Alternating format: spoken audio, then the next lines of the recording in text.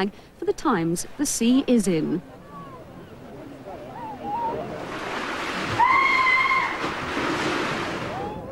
The tide may be the second furthest drop in the world, but Weston makes sure you don't have to go without the waves. The Tropicana Pleasure Beach has been built to meet the market of today. With its water chutes and slides, it's a modern-day solution to the tide. The marine lake was an earlier alternative. Today it provides a safe and shallow bathing area. And it's the place to meet Super Ted, just one of the characters Weston has to make the children laugh. When it's lights out for the youngsters, it's lights on for the grown-ups. The prom takes on a Mediterranean feel on warm summer nights, and there's plenty to do. Weston has many restaurants to suit all tastes and pockets. But as this is the seaside, one taste is a firm favourite. There we go. And part of a traditional bucket and spade holiday, a good old fish and chip supper. Can't beat it. After a night out on the tiles, where to rest your head? There's a full range of accommodation, from 3-star hotels to affordable bed and breakfast. Or for greater independence, there are self-catering flats, cottages and caravans. But don't limit your sights to just Weston. Occasionally it's nice to escape the lively action and find somewhere a bit more relaxing. Well, there are several picturesque and peaceful retreats in and around Weston. Wookey is more than just a hole in the ground. It too has more. A half-mile cave tour takes visitors through 50,000 years of history and legend. While on the surface, the Victorian paper mill still works today. In keeping with the bygone theme, vintage slot machines take real old pennies. And a turn-of-the-century fairground museum transports people back in time to the gaiety of the era. Cheddar Gorge has been attracting visitors for centuries. They come to be plunged into darkness, for like Wookey, Cheddar has a labyrinth of caves. The Crystal Quest is where some of the caves are themed. It takes people on a subterranean fantasy adventure with plenty of special effects. If you want to put to sea for the day, there's the preserved steamer Balmoral, which calls at nearby Clevedon Pier, and Weston when that tide is right. Weston has a history of manufacturing helicopters, and appropriately has Britain's only helicopter museum, with a collection of more than 50 machines from around the world.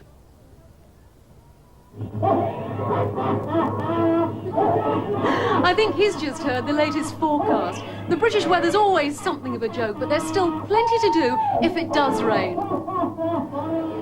In the centre of town, the museum has a chance to step through a doorway in time, from the hair-raising slot machines to a cup of tea in friendly surroundings, to a quaint old Victorian boarding house. In those days, of course, separate facilities meant a loo at the end of the garden. These days, seaside shops need to sell more than just rock and saucy postcards.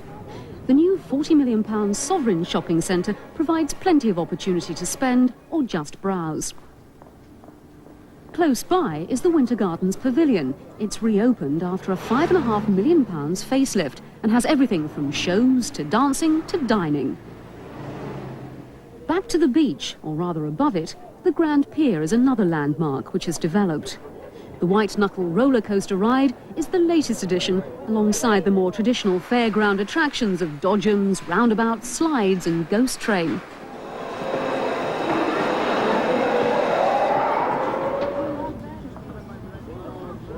More sedate are Weston's parks and magnificent bowling greens. Weston understands that the environment is important and takes care of its open spaces. Before most holidaymakers are awake, the rubbish cruncher is at work, feeding on a daily diet of debris.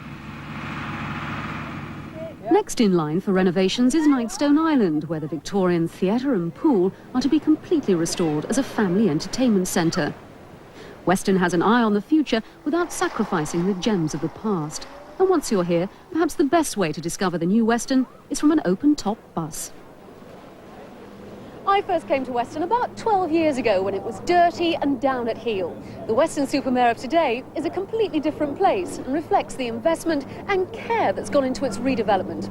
If you had a holiday here years ago and vowed never to return, give Weston another chance. I think, like me, you'll be pleasantly surprised by its new, fun image. Bed and breakfast costs from £10 and half board from £14 in Weston-super-Mare. Just used for fishing, sailing and bird watching. Chances are, if you live in this part of the country, your water comes from here as well. But believe it or not, this valley once housed a whole community. It was a massive feat of civil engineering to clear and flood the area. Well, Sally Challoner has been to the other side of the water to trace the history of the lost village of Moreton. Yes, thank you. Now behind me is 4,500 million gallons of water. Chew Valley Reservoir is 2¼ miles long and helps to supply 1 million people in and around Bristol. It was opened by the Queen in 1956, but before that ceremony could ever take place, a whole village had to be evacuated and flooded.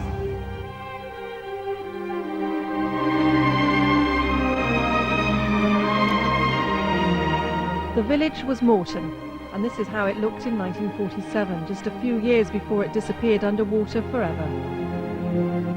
There were a handful of farms and cottages. The owners and tenants were given just a few £100s in compensation before their homes were demolished. The last surviving tenant is Joan Maggs. She was given a new council house to rent in exchange for the family farm. It was old. I mean, we had water put in after, but before that we used a pump, you know, out under the back. No bathroom, you see. We had the long tin bath. We just didn't want to move at all. Didn't like the idea. And as I said, my husband, he just didn't. I mean, you can imagine being farming all your life and suddenly get plonked in a council house. She'd never been back to where Moreton once stood. 40 years on, she decided it was time to revisit the past. Right, so up here somewhere then? Yeah. Hand up. Oh, right. So it must be. Yes, it's got to be just somewhere around this area. I can't, see anywhere else.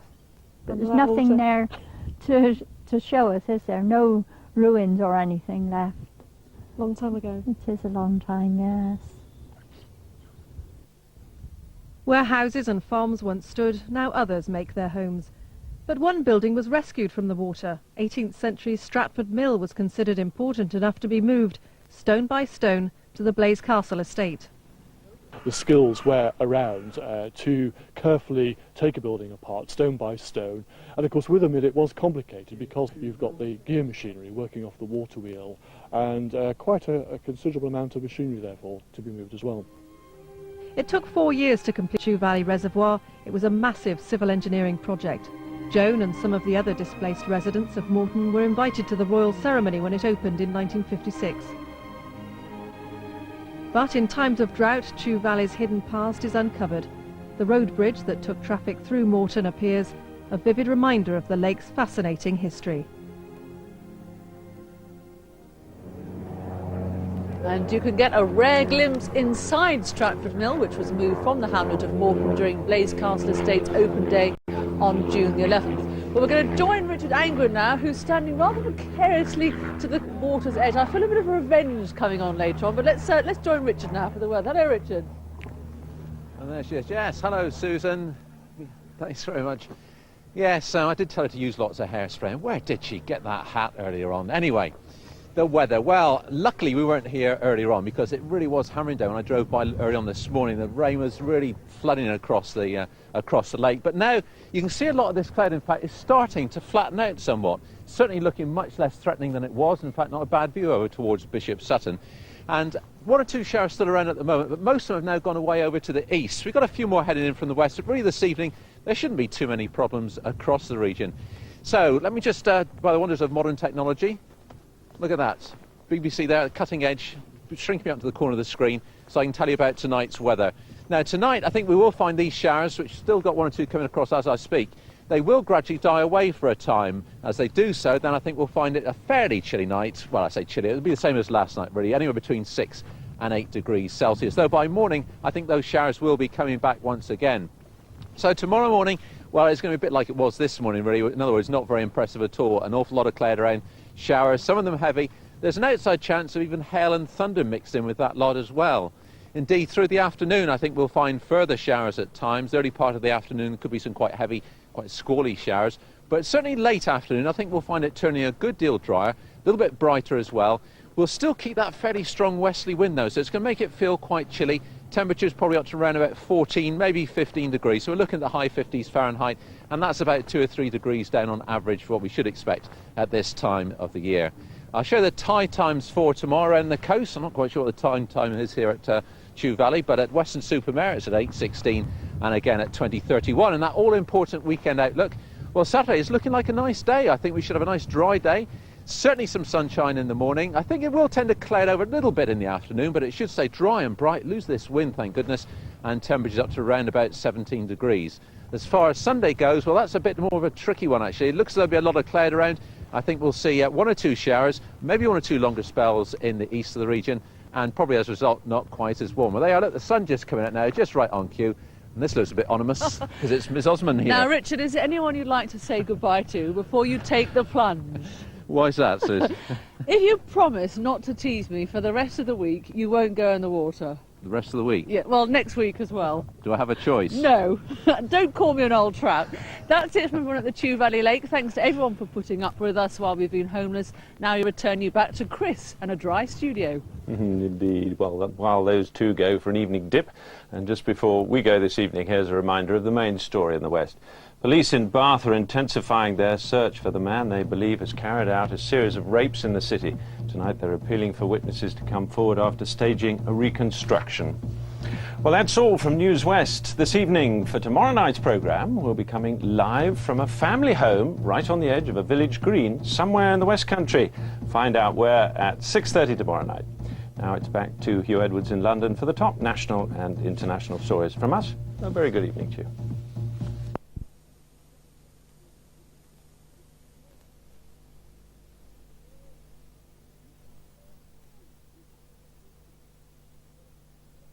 You know, like tea and coffee. Well, they are much more expensive than pantomimes, you know. Yes,